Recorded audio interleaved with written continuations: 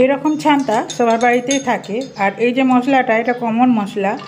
আর পেঁয়াজ রসুন তো সবাই রান্না করে খান। নমস্কার বন্ধুরা, সুলতান হেসেলে আপনাদের সবাইকে স্বাগত। আজ আমি নিয়ে এসেছি বেসনের তরকারি। এখানে আমি এক বাটি একদম চুর চুর করে বেসন নিয়ে নিয়েছি। এটা ছোলার বেসন। তারপরে কিছু মশলা দিয়ে দেব। কাশ্মীরি লঙ্কার গুঁড়ো দিলাম, এতে কালারটা সুন্দর হবে। আর জোয়ান দিয়ে দিচ্ছি হাতকে ঘষে, তাহলে এটা হজমের সুবিধা হবে। হলুদ দিয়ে দিচ্ছি, জিরা দিয়ে দিয়েছি গোটা, আর দিয়ে দিচ্ছি গরম মশলা। আর সামান্য একটু তেল দিলে এটা মুচমুচে হবে, একটু শক্ত হয়ে যাবে না। দিয়ে এটাকে প্রথমে খুব ভালো করে মিশিয়ে নেব।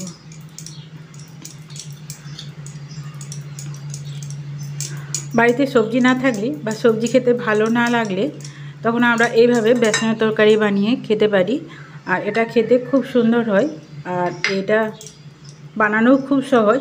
এরপর একটু একটু করে জল দিয়ে বেসন একটা আমি গোলা তৈরি করব। একবারে সব দেব না, তাহলে পাতলা হয়ে যেতে পারে। একটু একটু করে দিয়ে দিয়ে বেসনটাকে ভালো করে ফেটিয়ে নিতে হবে। যদি একসাথে দেওয়া যায় তাহলে লাম্পস থেকে যেতে পারে।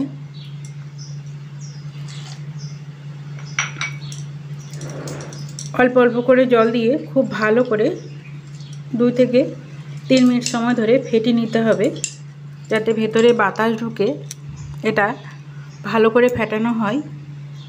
আর ঠিক এই রকম ঘনত্বটা থাকবে। এটা এক সাইডে আমি সরিয়ে রেখে দিলাম। এরপর একটা বাটির মধ্যে আমি কাশ্মীরি লঙ্কার গুঁড়ো, হলুদ গুঁড়ো, জিরে গুঁড়ো, ধনে গুঁড়ো নিয়ে নিচ্ছি। আর নিয়ে নেব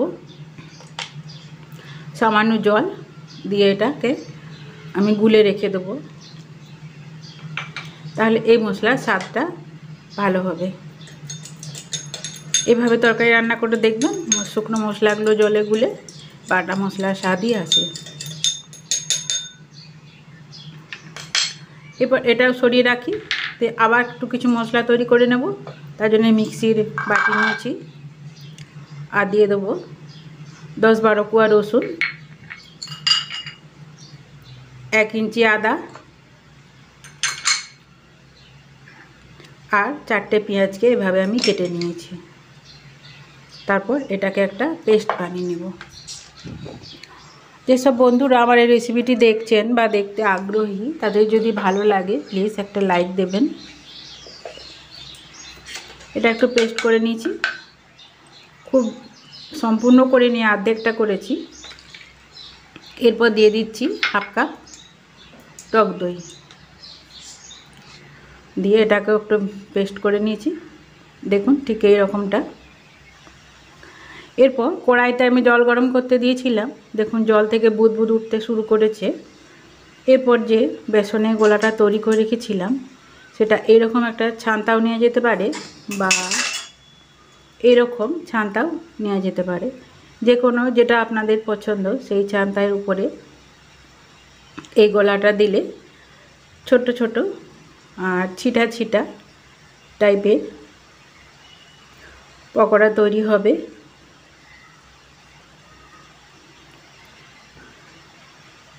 যতটা সম্ভব দিয়ে দিলাম, বাকিটা আবার পরে করব। তারপর এটার সঙ্গে সঙ্গে নাড়াবো না, কিছুক্ষণ সেদ্ধ হতে দেব।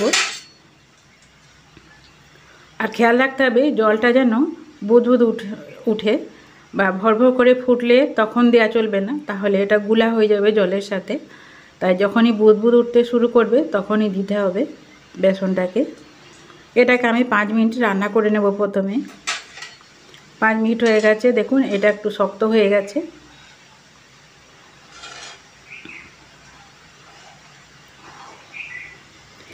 এরকম বেসনকে আমরা তেলে না ভেজে এরকম জলে সেদ্ধ করে রান্না করলে এটা এই গরমের সময় শরীরের পক্ষে খুব উপকার হয়, আর এটা টেস্টিও হয়। এটা 5 মিনিট আমি সেদ্ধ করে নেব।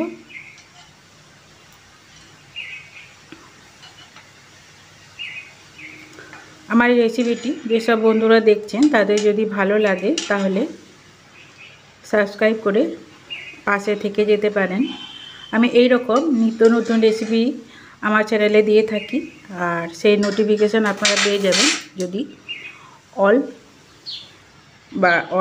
অল বা ওই ঘন্টিটা আপনারা প্রেস করে দেন।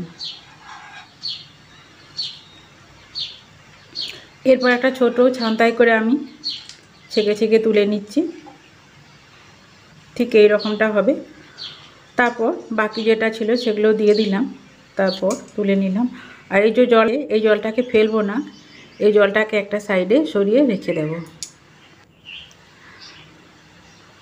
এরপর আমি নিয়ে নিয়েছি পটল। আমি আজকে পটল দিয়ে এটা বানাবো। আপনারা চাইলে আলু দিয়েও বানাতে পারেন, তবে পটল আলু আমি দুটোই দেব। আর এখানে আমার 500 গ্রামের মতন পটল আছে। আর এই যে দেখুন দেশি পটল, ঠিক এই রকম দেশি পটল নিতে হবে, তাহলে এটা খেতে ভালো হবে। আর হাইব্রিডগুলো একটু শক্ত শক্ত হয়, সেদ্ধও হতে চায় না। এখানে দেশি পটল আমি 500 নিয়েছি। এটাকে আমি পরিষ্কার করে ধুয়ে কেটে নিয়ে আসছি। এদিকে কড়াইটা আমি বসিয়ে দিয়েছি। তরকারিটা আমার একটু পরিমাণে বেশি হবে, তাই একটু বড় ধরনের কড়া নিয়েছি। আর এখানে আমি তেল দিয়ে দিলাম, রান্নার তেল দিয়ে দিলাম। আপনারা যে কোনো তেল দিতে পারেন। তেলটা একটু গরম করে নেব।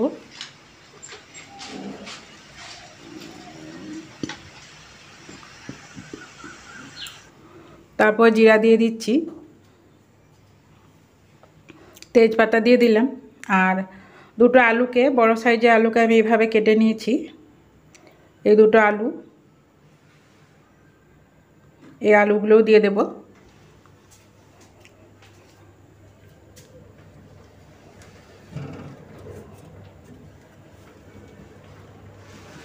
প্রথমে আলুগুলো দিয়ে ভেজে নেব একটু।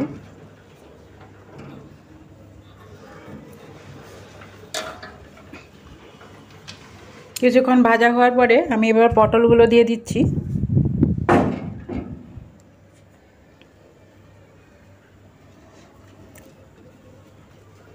পটলগুলো দিয়ে এটা আরও কিছুক্ষণ নেড়ে নেব।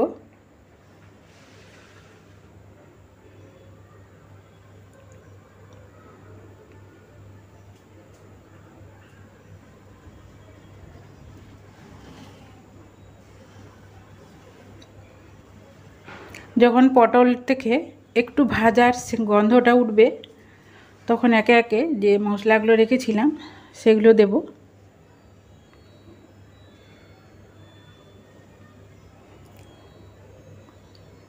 বাটির গুঁড়া মশলাটা, পাউডার যে মশলা, সেটা দিয়ে দিলাম।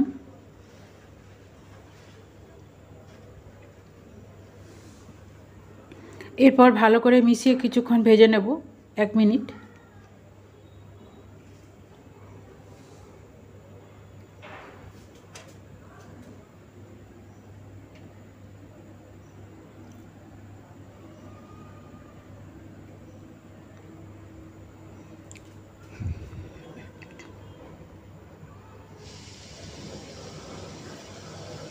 দেখুন এটা ভেজে নিয়েছি।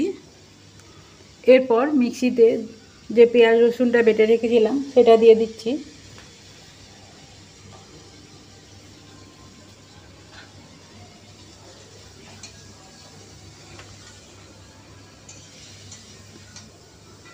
দিয়ে এটাকেও আমি খুব ভালো করে কষে নেব। পটল আর আলু আর এই মশলাকে সব একসঙ্গে কষে নেব। আর একটু গ্যাসের আঁচকে বাড়িয়ে কষবো, যাতে মশলাগুলো পটল আর আলুর গায়ে খুব ভালোভাবে আটকে থাকে।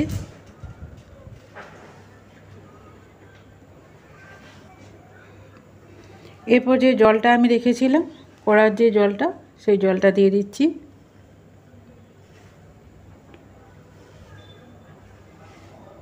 দিয়ে এটাকে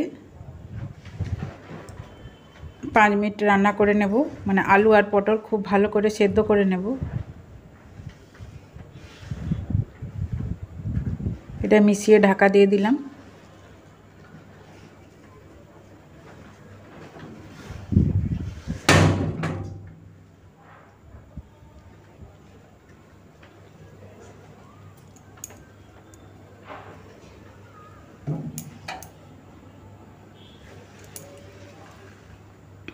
5 মিনিট পরে ফিরে এলাম।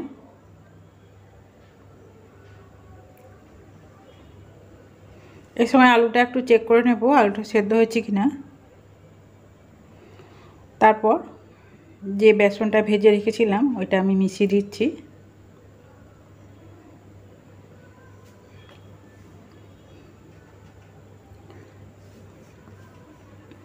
পটলটা আমরা মাছ দিয়ে, চিংড়ি মাছ দিয়ে, ইলিশ মাছ দিয়ে অনেকভাবে রান্না করেছি।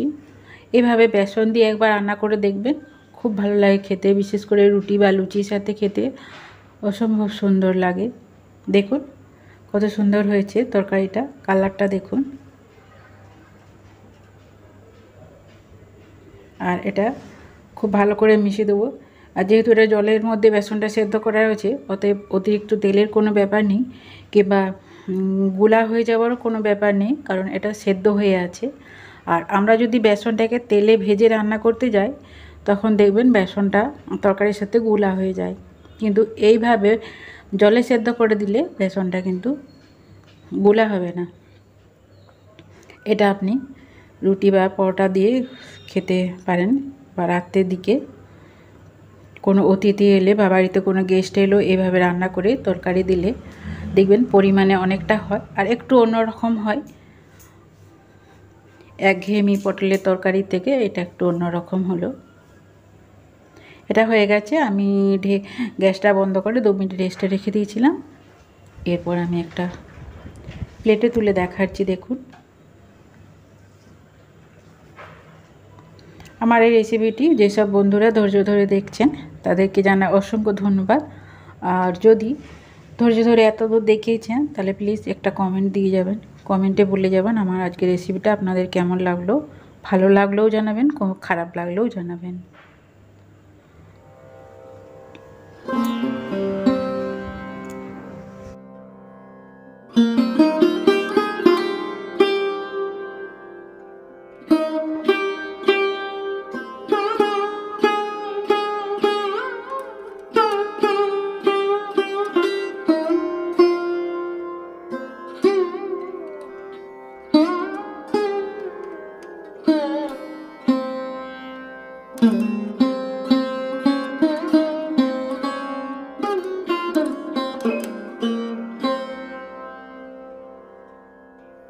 Mm-hmm.